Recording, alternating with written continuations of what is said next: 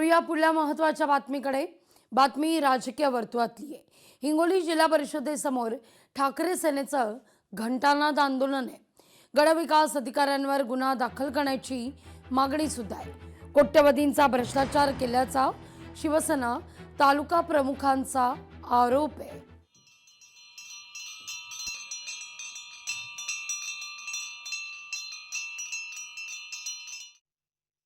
जसा अहवाल मुख्य लेखा आयुक्त अधिकारी यांनी सुद्धा दिला की त्या ठिकाणी असा भ्रष्टाचार दिसून येत आहे।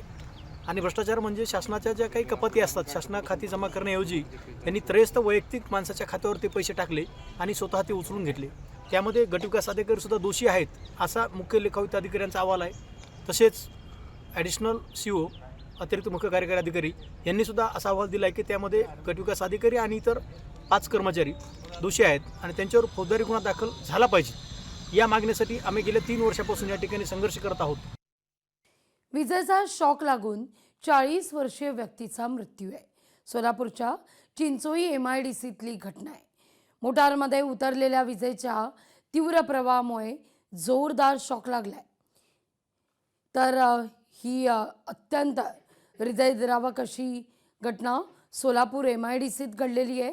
विजेचा शॉक लागलेला आहे आणि 40 वर्षीय व्यक्तीचा दुर्दैवी अंत आहे। सोलापूरच्या चिंचोळीतल्या MIDCत ही घटना घडली आहे।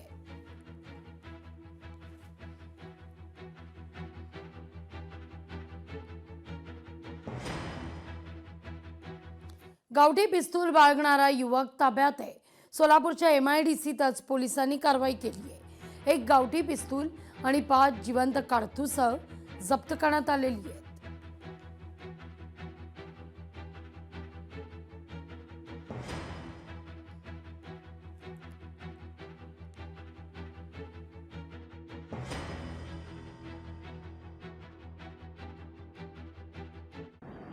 त्यावर आमच्या पुढील तपास चालू आहे। इन्फॉर्मेशन असा आहे, हे जे प्रदीप हुसैनी गायकवाड जे आहेत त्यांचे वडील हुसैनी गायकवाड त्यांच्या विरुद्ध कर्नाटक पोलिसांनी गरफोडीच्या गुन्हे दाखल करून त्यांना अटकही केलेले आहे।